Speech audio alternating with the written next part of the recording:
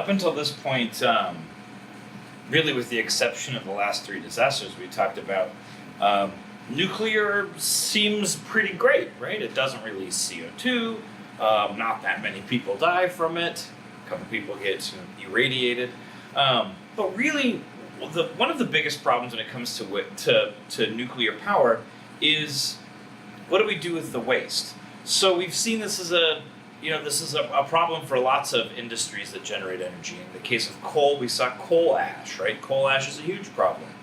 So this is equivalent to that, although the volume of waste produced per power is much, much, much smaller. Remember that, 235 grams of uranium, 1 mole of uranium, can generate as much power as 600 tons of coal, or I think it was 3,100 barrels of oil. So the amount of waste produced per kilowatt hour is way smaller, but that waste is significant.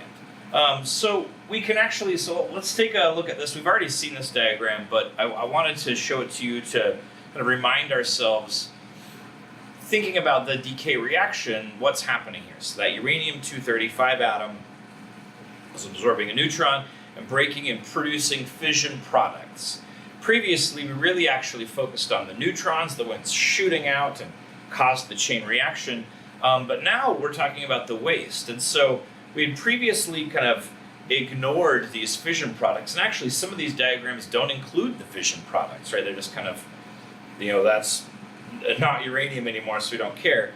But in the context of waste, that's what we have. So here you can see, this is kind of a cool bar chart that shows, what's present in a nuclear fuel prior to it being used, right? So one of these little fuel capsules, again, it's like a little, kind of like a piece of Pez, right, and a long fuel rod, which would be kind of like a Pez dispenser.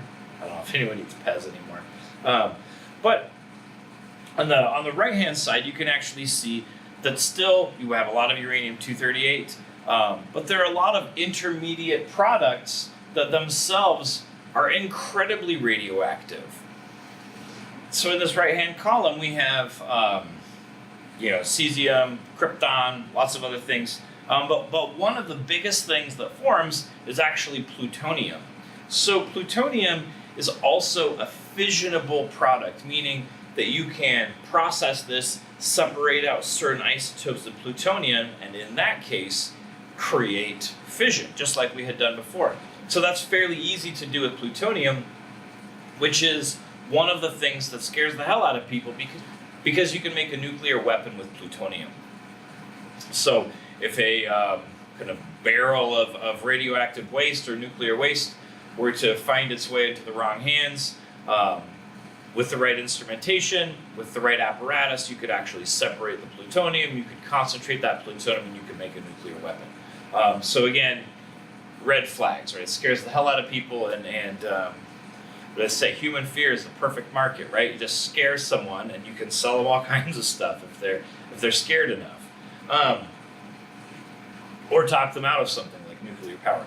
So when we have nuclear waste itself, let's go back and think about what's in the core. We've got these little fuel pellets. Well, as those heat, they start to break apart, right? They kind of do this like hourglassing, or sometimes you hear it referred to as bambooing, right? They kind of, the heat and all of the decay, each little case of fission produces a fission track where it goes out and kind of shatters part of the crystal matrix. So this thing is in pretty bad shape. The uranium-235, a large percentage of that is to convert it to other things. So there's space issues, it looks all wonky. In some cases, the rod itself is bulged and cracked. So all of that material is radioactive waste. So generally it's fuel cells, the fuel rods, which have been exposed to the mercury, the fuel assembly, and then also the fluid that was in direct contact. So the fluid that comes, the cooling water that comes in direct contact with the core, is reused over and over and over again.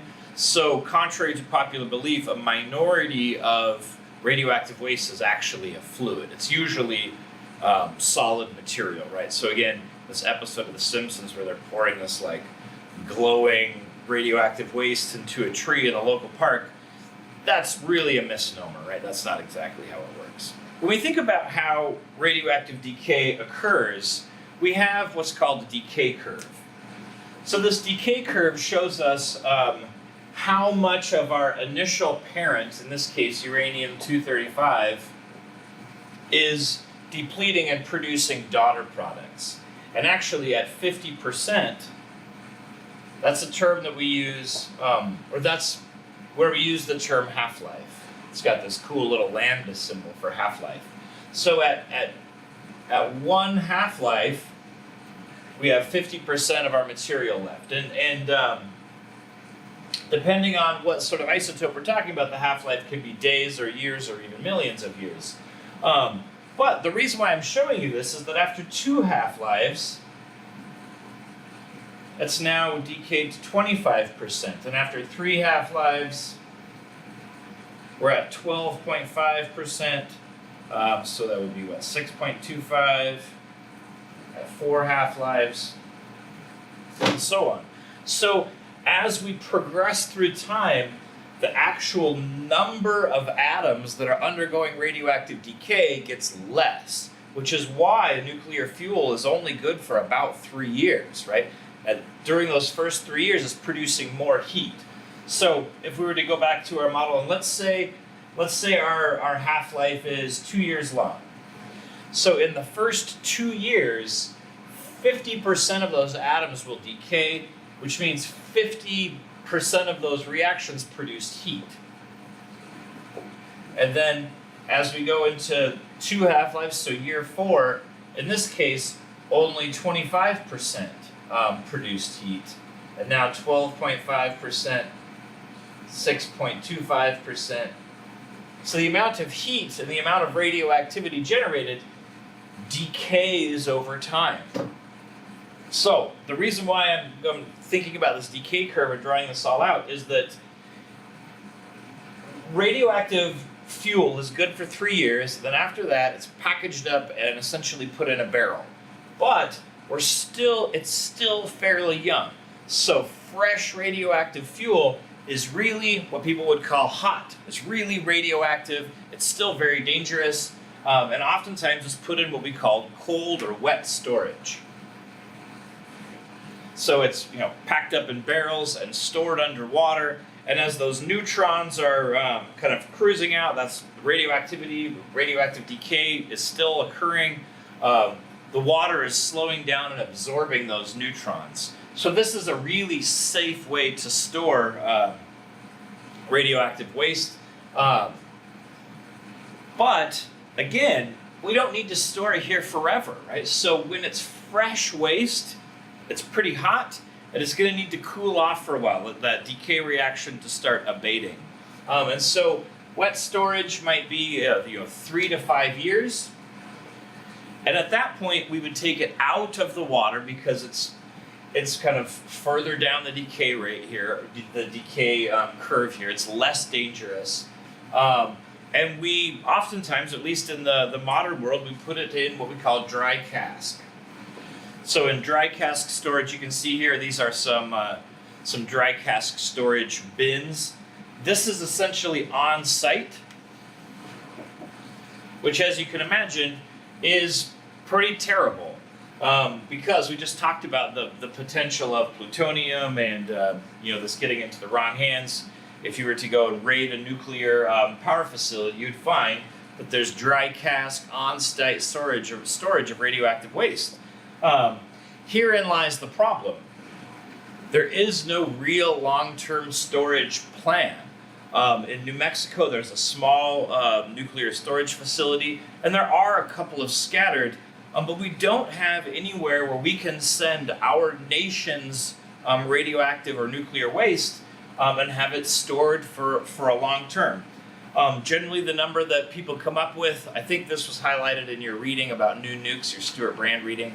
The goal that we set as a nation is 10,000 years, right? We need to have a storage situation that's stable for 10,000 years. Some countries think that that's fairly laughable. There are a couple of important and factual reasons as to why. But we've proposed a few ways to do this. So with 10,000 years as our goal, again, no real plan. We have a lot of isolated areas where we do this. So you can actually see here a couple of images where we, pack this stuff into a cave. I hope the problem goes away. We'll see that's not exactly how we think. You guys read about in your reading last week, the French actually encase it in glass. So the glass can also slow down the neutrons. To take these glass chunks and they encase those in stainless steel. So these barrels have nuclear waste that's encased in glass. And then they bury those underground, right? 10 or 15 meters. And that stuff stays there just as a waste product on hold. We're going to see why we might want to get this stuff back. We have a program that we've been trying to get off the ground really since the late 70s nationally. It's called the Yucca Mountain Project. The Yucca Mountain Project, Yucca Mountain is a ridge on a military base in Nevada. And the Yucca Mountain proposal, you can see here, this is the entrance to the Yucca Mountain site. It's built, it exists, but it's just massive rooms where we store radioactive waste, and there's the 10,000 year clock. So something like Yucca Mountain would allow us to go in and get that radioactive waste if we wanted it, bring it back. Again, one of the things that some people point at is the fact that in 10,000 years, well, that's really, really, really far into the future, likely we will have figured out a better way to solve this problem. So it's not necessarily a problem forever, because we can hopefully rely on technology. So again, as it came up in your reading, Canada has a 175-year plan, right? So it's based on some First Peoples proverbs and kind of notions and how we think into the future. But they decided, okay, we're going to bury this stuff fairly accessible for 175 years. And at that point, 7 generations into the future, right? That's where that 175 years comes from. So 7 generations into the future, maybe they'll want to solve the problem. So a couple of other things to think about. So first of all, here you can see, currently in the US, because we have no long-term storage, the stuff is just stored all over the place, right? It's stored in isolated small storage areas, oftentimes at the nuclear power plant itself. We have some out at the INL, right, at the Idaho National Lab. We have remnants of 3 Mile Island plus some other waste. There's also military waste from nuclear submarines. So we generate waste. It's got to go somewhere. And so you can see, again, most of it is out on the East Coast. So the fact that we have waste scattered everywhere is bad for a couple of reasons. So first of all, I talked about the fact that in this dry cask on-site storage, someone with nefarious goals may be able to access it, right? We talked about enriching the plutonium, but it turns out you don't even need to do that. So if you have some pretty bad ideas and want to hurt some people, and you have gotten a hold of a barrel of nuclear waste, you can actually create what's called a dirty bomb. Again, that's a phrase that's used in the news fairly often. But what a dirty bomb is